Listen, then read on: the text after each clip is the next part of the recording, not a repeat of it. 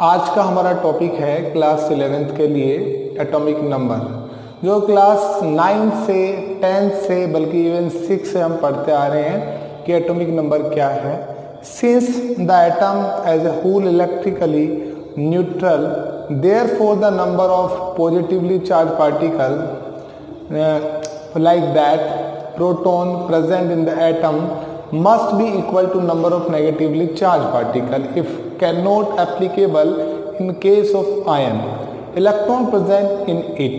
The number is called atomic number. It is represented by Z.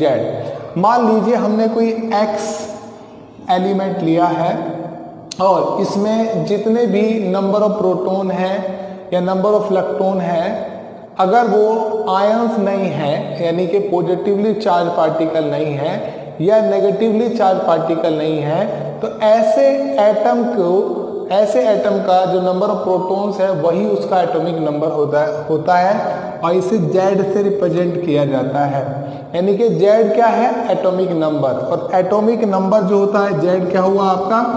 Atomic number. क्या हुआ? Atomic number. और ये जो एटॉमिक नंबर होता है, यही उसके नंबर ऑफ प्रोटॉन्स के इक्वल होता है। टोटल नंबर ऑफ प्रोटॉन, क्या? नंबर ऑफ प्रोटॉन या टोटल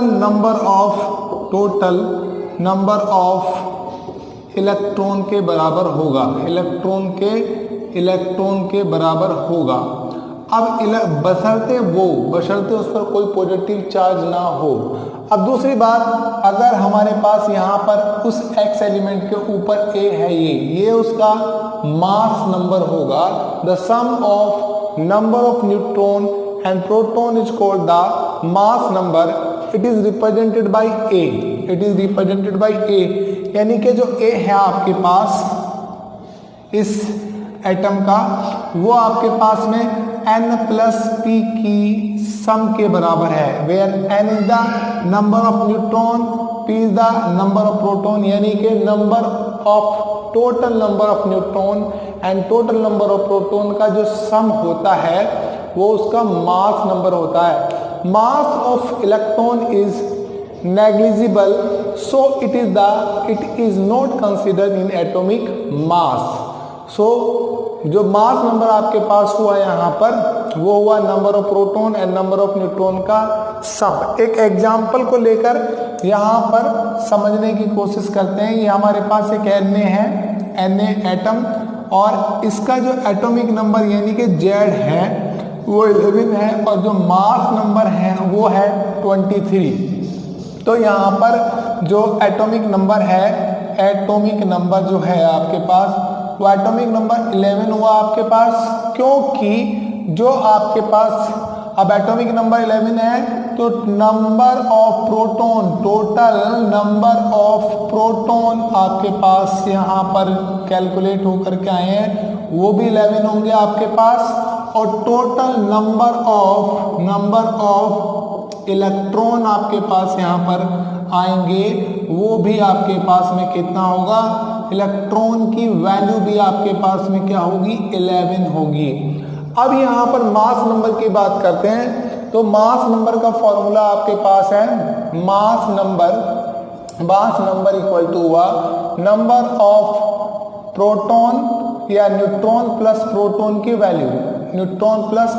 वैल्यू। अब प्रोटॉन तो हो गया आपके पास में एटॉमिक नंबर के बराबर, तो आप क्या करेंगे? यहाँ पर नंबर ऑफ न्यूट्रॉन निकालना चाहते हैं, नंबर ऑफ न्यूट्रॉन आप कैलकुलेट करना चाहते हैं। Number of neutron equal to हुआ आपका, ये आपके पास प्रोटॉन इधर चला जाएगा, तो mass number minus number of proton, यहाँ पर आपके पास में यहाँ पर ये वैल्यू, ये आपके पास फॉर्मूला बना है यहाँ पर। तो n इक्वल टू आपके पास हुआ मास नंबर कितना गिवन है यहाँ पर? 23 और आपके पास में जो प्रोटॉन की वैल्यू है वो है 11। तो न्यूट्रॉन की वैल्यू कितनी आ जाएगी यहाँ पर? 12। न्यूट्रॉन की वैल्यू क्या आ जाएगी? 12 आपके पास में आ गई। तो क्या हुआ, अगर हम इसको फिर चेकआउट करना चाहते हैं mass number equal to n plus P की वैल्यू, और n आपके पास कितना 12 और प्रोटॉन आपके पास 11, तो आपके पास में यहाँ पर 23, ये क्या आ गया आपके पास में मास नंबर हो गया। मास नंबर को रिप्रेजेंट करते हैं A से, किससे, A से, और Z की वैल्यू जो आपको है वो एटॉमिक नंबर के बराबर है, यानी कि Z इक्वल टू आपके पास कितना है, वो 11 है आपके पास। इस तरीके से एटॉमिक नंबर मास नंबर के थ्रू आप यहाँ पर इलेक्ट्रॉन, प्रोटॉन, न्यूट्रॉन की वैल्यू को फाइंड आउट कर सकते हैं। फाइनली गाइस हमारा टॉपिक है आइसोटोप। क्या है, आइसोटोप। आइसोटोप आखिरकार होता क्या है, इस पर हम बात करने वाले हैं। अभी हमने पढ़ा एटॉमिक नंबर, मास नंबर, तो आइसोटोप ऐसी स्पीशीज होती हैं एटम की, यानी कि such atom of the same elements having the same atomic number but different mass number is called isotope. यानी कि एटम की ऐसी स्पीशीज जिनके एटॉमिक नंबर तो सेम होते हों पर मास नंबर डिफरेंट होते हैं। आइए कुछ एग्जांपल देखते हैं आइसोटोप के। जैसे हाइड्रोजन के आपने पढ़ा होगा कि हाइड्रोजन के 3 आइसोटोप हुआ करते हैं। इसे हम बोलते हैं H11, H12 और H13। यहाँ पर H11 को हम प्रोटियम बोलते हैं, H12 को आप ड्यूटेरियम बोलते हैं और H13 को आप ट्राइटियम बोलते हैं। अब चेक करते हैं यहाँ पर कि ये जो हमारे पास इसका एटॉमिक नंबर है, मैंने अभी बताया था आपको, जो X है और यहाँ पर जो Z होता है ये उसका एटॉमिक नंबर होता है, और जो A होता है ये उसका जो है मास नंबर होता है। तो यहाँ पर आप देख रहे हैं Z की वैल्यू जो है वो तीनों के लिए क्या है, सेम है। यानी कि जिनके लिए एटॉमिक नंबर सेम हुआ करता है, एटॉमिक नंबर क्या है, सेम हुआ करता है, और मास नंबर डिफरेंट होता है, तो ऐसी एटम की स्पीशीज को हम बोला करते हैं आइसोटोप। वो क्या होता है, आइसोटोप एटम की वो स्पीशीज है जिनका एटॉमिक नंबर सेम होता है बट मास नंबर डिफरेंट होता है। तो A की वैल्यू जो है यहाँ पर वो आपके पास में क्या आ रही है, डिफरेंट आ रही है। A की वैल्यू क्या है यहाँ पर, डिफरेंट है। देखो आपने देखा यहाँ पे प्रोटियम में कि H का जो एटॉमिक नंबर है 1 है और मास नंबर भी 1 है। यहाँ पर ड्यूटेरियम में एटॉमिक नंबर 1 है और मास नंबर 2 है, और यहाँ पे देखा ट्राइटियम में इसका एटॉमिक नंबर 1 है और मास नंबर क्या होता है, वो आपके पास 3 है। अब इन स्पीशीज में जिनका एटॉमिक नंबर अलग अलग नहीं हुआ करता है, एटॉमिक नंबर सेम होता है, उनको आप पीरियोडिक टेबल में कहीं अलग पोजीशन नहीं दे रहे हैं, उनकी पोजीशन तो एक होगी, पर ऐसी स्पीशीज को हम क्या बोलेंगे, आइसोटोप। क्या बोलेंगे, आइसोटोप। अब आइसोटोप में हम चेक करते हैं इलेक्ट्रॉन, प्रोटॉन और न्यूट्रॉन की वैल्यू। आपके पास में इलेक्ट्रॉन कितना है यहाँ पर 1, और यहाँ पर प्रोटॉन कितना है, यहाँ पर 1 है, और न्यूट्रॉन कितना है यहाँ पर 1 - 1, यानी कि 1 - 1 यानी कि 0। इस स्पीशीज के पास कोई भी न्यूट्रॉन नहीं है, और यहाँ पर इलेक्ट्रॉन कितना है 1, और यहाँ प्रोटॉन भी 1 आया, और न्यूट्रॉन की वैल्यू जो आपके पास निकल के आई 2 - 1 यानी कि 1, यानी कि ड्यूटेरियम के पास में 1 न्यूट्रॉन है। अब यहाँ पर इलेक्ट्रॉन क्या आया आपके पास 1, प्रोटॉन 1 आया, और न्यूट्रॉन आपके पास में यहाँ पर आया, यहाँ पर कितना है 3 - 1 यानी कि 2। ऐसी स्पीशीज, एटम की ऐसी स्पीशीज जिनके एटॉमिक नंबर सेम होते हैं पर मास नंबर क्या होता है, डिफरेंट होते हैं, उसमें ये भी पॉइंट निकल के आया है, कैलकुलेट करके हमने भी देखा है कि न्यूट्रॉन की वैल्यू कभी सेम नहीं होती है। Electron, proton are same but neutron are different. आइए एक एग्जांपल हम और देखते हैं यहाँ पर, और उसमें देखते हैं क्या इलेक्ट्रॉन, प्रोटॉन, न्यूट्रॉन की वैल्यू सेम आ रही है कि नहीं आ रही है। अब हम बहुत इंपॉर्टेंट आपके पास एक आइसोटोप लेते हैं कार्बन, जहां पर कार्बन 612 हुआ करता है, और आप देखेंगे कार्बन यहाँ पर 613 हुआ करता है, कार्बन आप देखेंगे यहाँ पे 614 होता है। अब ये कार्बन के हमारे पास 3 आइसोटोप हैं जिनका एटॉमिक नंबर आप देख रहे हैं यहाँ सेम आ रहा है। एटॉमिक नंबर जहाँ सेम होता है और मास नंबर जहाँ पर डिफरेंट हुआ करता है, ऐसी एटम की स्पीसीज को हम कहते हैं आइसोटोप। क्या कहते हैं हम? आइसोटोप। अब ये आइसोटोप का एग्जाम्पल है, आप देखेंगे इलेक्ट्रॉन कितना है यहाँ पर, इलेक्ट्रॉन यहाँ पर सेम है। इलेक्ट्रॉन कितना है यहाँ पर, ये भी 6, यहाँ पर भी 6 है और यहाँ पर भी 6 है। अब प्रोटॉन देखते हैं, प्रोटॉन की वैल्यू भी यहाँ पर क्या है, प्रोटॉन भी यहाँ पर 6 है, यहाँ पर भी 6 है और यहाँ पर भी 6 है। और न्यूट्रॉन कितना है आपके पास में, यहाँ पर न्यूट्रॉन आया 12 - 6 यानी कि 6 और 13 - 6 यानी कि आपके पास में 7 और यहाँ पर 14 - 6 यहाँ पर आपके पास में 8। अब आप देख रहे हैं कि आइसोटोप में न्यूट्रॉन की वैल्यू क्या है, यहाँ पर सेम नहीं है, बट इलेक्ट्रॉन प्रोटॉन की वैल्यू सेम है। तो ऐसी स्पीसीज जिनके गाइस एटॉमिक नंबर सेम हुआ करते हैं और उनके जो मास नंबर है डिफरेंट हुआ करते हैं, ऐसी स्पीसीज को हम बोलते हैं आइसोटोप। क्या बोलते हैं हम? आइसोटोप। आगे बढ़ते हैं, एक एग्जांपल और लेते हैं, बड़ा कॉमन सा एग्जांपल है वो भी, उसमें है क्लोरीन। हम लेते हैं क्लोरीन। क्लोरीन के 2 आइसोटोप हुआ करते हैं, एक क्लोरीन 17 आपने देखा होगा और 35 और एक अपने पास होता है क्लोरीन 1737। ये 2 आइसोटोप हैं क्लोरीन के।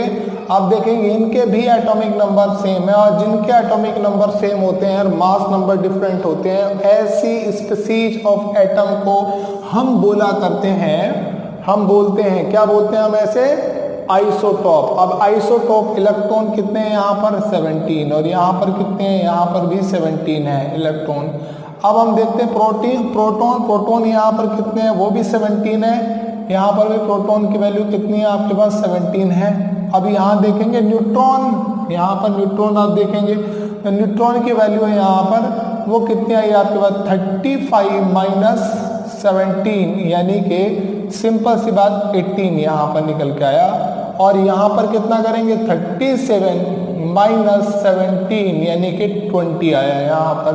अब यहाँ पर आप देख रहे हैं ऐसी स्पीसीज जिनमें इलेक्ट्रॉन प्रोटॉन तो सेम आते हैं, न्यूट्रॉन डिफरेंट आते हैं, क्योंकि उनके एटॉमिक नंबर क्या है, सेम है, और मास नंबर क्या है, मास नंबर क्या है, वो डिफरेंट है, जिसकी वजह से ये क्लियर हो चुका है कि ऐसी स्पीसीज ऑफ एटम को हम कहते हैं आइसोटोप। हम क्या बोलते हैं? आइसोटोप। ठीक इसी प्रकार से हमारे पास आइसोबार भी हुआ करते हैं। क्या होते हैं? आइसोबार। आइसोबार में क्या होता है, यहां पर हम ले लेते हैं आइसोबार, ये लिए हमने आइसोबार। आइसोबार क्या होता है कि ऐसी स्पीसीज जिनमें एटॉमिक नंबर डिफरेंट होते हैं और मास नंबर सेम होते हैं, यानी कि अब की बार क्या होगा, ये हमारे पास ये डिफरेंट होगा और आपके पास में जो उसका जो एटॉमिक नंबर है वो डिफरेंट होगा और जो मास नंबर है हमारे पास में वो क्या होगा, वो सेम होगा। जैसे मान लो फॉर एग्जांपल हमने लिया आर्गन, यहाँ पे लिया Ar यहाँ पर, और इसमें देखेंगे इसका एटॉमिक नंबर यानी कि Z की वैल्यू हमारे पास कितनी 18 है और जो इसका मास नंबर है वो है 40। क्या है हमारे पास 40। ठीक ऐसे एक एग्जांपल मैंने लिया K, और K आप जानते हैं 19 और 40 हुआ करता है। और यहाँ पर हम ले रहे हैं कैल्शियम, क्या ले रहे हैं कैल्शियम 2040। ये आपने देखो आप इसको, इसमें क्या चीज सिमिलर है आप देखेंगे, ये इसका मास नंबर है, यहाँ पर क्या है सेम है। जिनका मास नंबर सेम होता है, जिनका मास नंबर सेम होता है ऐसी स्पीसीज को हम कहते हैं आइसोबार। हम कहते हैं आइसोबार। अब आइसोबार में इलेक्ट्रॉन कितने आए आपके पास 18, यहाँ पर इलेक्ट्रॉन कितने हैं, यहाँ पर 19, यहाँ पर इलेक्ट्रॉन कितने हैं 20, और प्रोटॉन की वैल्यू यहाँ पर क्या है जी, यहाँ पर 18, यहाँ पर कितना है प्रोटॉन आपके पास में 19, और यहाँ पर कितना है प्रोटॉन आपके पास में 20। अब न्यूट्रॉन देखते हैं, यहाँ पर न्यूट्रॉन कितना हुआ आपके पास में, न्यूट्रॉन हुआ 40 माइनस 18 यहाँ पर, यानी कि आपके पास में कितना है 22 आपके पास में, और यहाँ पर कितना आ रहा है आपके पास में 40 माइनस 19, यहाँ पर आपके पास में 19, यानी कि आपके पास 21, और यहाँ पर आपके पास में प्रोटॉन की वैल्यू कितनी है आपके पास 40 माइनस 20 यानी कि 20। अब देखिए कॉमन बात आइसोबार में ये भी निकल के आई है कि यहाँ पर न्यूट्रॉन भी सेम नहीं है, यहाँ पर प्रोटॉन भी सेम नहीं है, और यहाँ पर इलेक्ट्रॉन भी सेम नहीं है। यानी कि आइसोबार में ना तो इलेक्ट्रॉन, ना ही प्रोटॉन और ना ही न्यूट्रॉन सेम नहीं होते हैं। तो ऐसी स्पीशीज जिनमें इलेक्ट्रॉन, प्रोटॉन, न्यूट्रॉन ना तो सेम होते हो, एटॉमिक नंबर डिफरेंट होता हो, मास नंबर सेम होता हो, ऐसी स्पीशीज को हम कहते हैं आइसोबार। क्या बोलते हैं हम? आइसोबार। अब हम अपनी अगली एटॉमिक स्पीशीज की तरफ बढ़ते हैं, और वो हमारे पास क्या है, वो हमारे पास क्या है, वो हमारे पास है आइसोटोन्स। क्या है हमारे पास? आइसोटोन। अब हमारे पास यहाँ पर हम ले लेते हैं आइसोटोन। आइसोटोन में क्या होता है? आइसोटोन्स में हमारे पास होते हैं number of neutron same, number of neutron same होते हैं, यानी कि दो species of atom of different element which contain same number of neutron. क्या है? Same number of neutron is known as the isotone. अब एक एग्जांपल लेते हैं हम। यहाँ पर हमने लिया यहाँ पर कार्बन, और कार्बन हमने लिया यहाँ पर कितना 6, 12, 14 ये ले लिया चलो, और हम ले रहे हैं यहाँ पर क्या N 714, यहाँ पर 714, और हमने लिया क्या हमारे पास ऑक्सीजन, ऑक्सीजन हमारे पास था 8, और यहाँ पर होता है 16। ये स्पीशीज आइसोटोनिक स्पीशीज है। अब ये मुझे कैसे पता चलेगा कि आइसोटोनिक है? क्योंकि मुझे नंबर ऑफ न्यूट्रॉन यहाँ पर फाइंड आउट करके फिर देखना होगा कि इसमें न्यूट्रॉन सेम है। अगर इसमें न्यूट्रॉन सेम होते हैं तो मैं आसानी से बोलूँगा कि ये आइसोटोनिक स्पीशीज है, और न्यूट्रॉन सेम नहीं है तो इसका मतलब ये आइसोटोनिक स्पीशीज नहीं है। चेकआउट करते हैं ये तीनों आइसोटोनिक स्पीशीज हैं कि नहीं है। देखिए अब चेक करते हैं। मान लीजिए ये A है, और मान लीजिए B है, और यहाँ पर मान लीजिए ये C है मेरे पास। अब इलेक्ट्रॉन कितना है यहाँ पर 6, यहाँ पर कितना है 7, और यहाँ पर कितना 8। प्रोटॉन कितना है यहाँ पर? प्रोटॉन चेकआउट करते हैं। प्रोटॉन की वैल्यू कितनी है? यहाँ पर 6 है, और यहाँ पर 7 है, और यहाँ पर कितनी है आपके पास में 8 है आपके पास में। और न्यूट्रॉन की वैल्यू कितनी है जी? न्यूट्रॉन अपने पास है यहाँ पर 6 नहीं 14 माइनस 6 यानी कि आपके पास 8, और यहाँ पर 14 माइनस 7 यानी कि आपके पास 7, और यहाँ पर आपके पास में ऑक्सीजन आपके पास में कितना होता है 16 माइनस 8 यानी कि आपके पास में 8। तो आप देख रहे हैं कि जो स्पीशीज आपके पास A है उस पर जो न्यूट्रॉन आपके पास निकले 8, और आपके पास देख रहे हैं यहाँ स्पीशीज C है उसमें न्यूट्रॉन निकले आपके पास 8, और जो आपके पास B है स्पीशीज उसमें न्यूट्रॉन है 7। तो यानी कि ये दोनों स्पीशीज A और C, यानी कि स्पीशीज A और C, ये A इक्वल टू C के आ रहा है, तो A और C जो है आइसोन्यूट्रॉनिक है, पर A और B is not isotonic species, यानी कि इस पे आपके पास न्यूट्रॉन सेम नहीं है, और जिनमें न्यूट्रॉन सेम नहीं होते हैं ऐसी स्पीशीज को आइसोटोन कभी नहीं बोला जा सकता। तो आइसोटोन वो स्पीशीज ऑफ एटम होती है जिसमें नंबर ऑफ न्यूट्रॉन सेम हुआ करते हैं। जहां पर नंबर ऑफ न्यूट्रॉन सेम नहीं है ऐसी स्पीशीज को आइसोटोन्स नहीं बोला जा सकता। अब हम अपने अगले टॉपिक की तरफ बढ़ते हैं। आइसो इलेक्ट्रॉनिक स्पीशीज क्या है? आइसो इलेक्ट्रॉनिक स्पीशीज अपने पास यहाँ पर आइसो इलेक्ट्रॉनिक स्पीशीज क्या है? आइसो इलेक्ट्रॉनिक यानी कि जिसमें नंबर ऑफ इलेक्ट्रॉन सेम आते हो, iso electronic. Iso electronic species का मतलब हुआ इसमें नंबर ऑफ इलेक्ट्रॉन सेम है और नंबर ऑफ इलेक्ट्रॉन सेम होने पर ऐसी दो species of atom having the same number of electron या contain the same number of electron is known as the isoelectronic species. हम चेकआउट करते हैं यहाँ पर, जैसे हमने लिया Na पॉजिटिव, हमने एक और लिया यहाँ पर F नेगेटिव, हमने और लिया जी Mg2 पॉजिटिव। यहाँ पर हम चेकआउट कर रहे हैं कि ये स्पीसीज आइसो इलेक्ट्रॉनिक है कि नहीं है।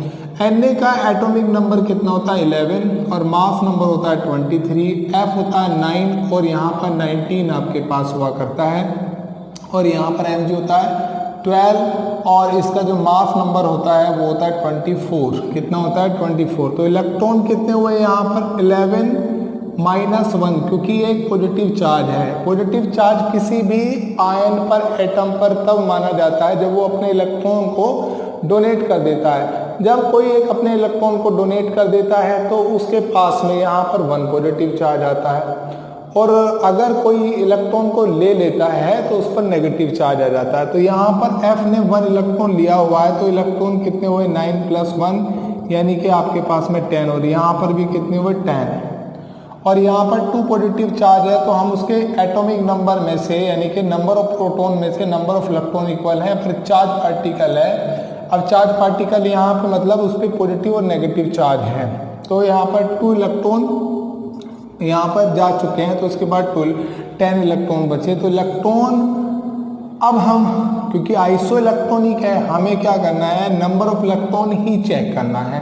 अगर हमारे पास इलेक्ट्रॉन यहाँ पर सेम आ रहा है, इलेक्ट्रॉन की वैल्यू क्या है यहाँ पर सेम आ रही है तो हम कह सकते हैं स्पीसीज A, B और C जिसे हमने कंटेन किया था यानी कि Na पॉजिटिव और इक्वल F नेगेटिव और इज इक्वल आपके पास में Mg2 पॉजिटिव यानी कि इस ऐसी स्पीसीज में इलेक्ट्रॉन की संख्या 10, 10 और 10 आ रही है यानी कि A आपके पास में B और C तीनों आपके पास में आइसो इलेक्ट्रॉनिक स्पीसीज मानी जाती हैं जिनमें इलेक्ट्रॉन की वैल्यू सेम आया करती है या आती है। तो ऐसी एटम की स्पीसीज को हम नाम देते हैं यहाँ पर आइसो इलेक्ट्रॉनिक स्पीसीज। क्या नाम देते हैं आपके पास आइसो इलेक्ट्रॉनिक स्पीसीज। अब एक और बता दें आपने आइसोटोप पढ़ा, आइसोबार पढ़ा। अब हम ये आपको आसानी से बात करते हैं यहाँ पर कि आइसोटोप आइसोबार पढ़ा, आइसो इलेक्ट्रॉनिक पढ़ा, आपने आइसो न्यूट्रॉनिक पढ़ा। एक एनसीईआरटी का एग्जाम्पल लेते हैं। आपके पास एक Br35 और यहाँ पर 80 ये आपके पास एक एटम है जिसका एटॉमिक नंबर है 35 और मास नंबर है 80। अब यहाँ पर आपको कैलकुलेट करने number of proton, number of neutron and electron. ये एनसीईआरटी का सोल्ड एग्जाम्पल क्वेश्चन है। तो यहाँ पर जो एटॉमिक नंबर होता है वही उसका इलेक्ट्रॉन की वैल्यू होती है इफ चार्ज पार्टिकल नहीं है तब। चार्ज पार्टिकल यानी कि दो species of atom have containing negative और पॉजिटिव चार्ज। इसके पास कोई नेगेटिव पॉजिटिव चार्ज मेंशन नहीं है तो ये चार्ज पार्टिकल नहीं है। तो इलेक्ट्रॉन कितना आ गया यहाँ पे 35 और प्रोटॉन आपके पास में कितना आ जाएगा यहाँ पर प्रोटॉन कितना आ जाएगा यहाँ पर 35 और न्यूट्रॉन कितना आ जाएगा 80 - 35 यानी कि आपके पास में सिंपल सी बात है 45। कितना आ गया 45। आपके पास में ऐसी स्पीसीज जिसके पास में यहाँ पर कह सकते हैं इलेक्ट्रॉन, प्रोटॉन, न्यूट्रॉन को कैसे कैलकुलेट किया जा सकता है। एक और एग्जांपल लेते हैं यूरेनियम 92 238 यहाँ पर ये आपके पास है। तो यहाँ पर जो इलेक्ट्रॉन हो गया आपके पास 92, प्रोटॉन आ गया आपके पास 92। अब यहाँ पर अगर न्यूट्रॉन की वैल्यू 238 अपॉन आपके पास में -92 यानी कि 146 ये आपके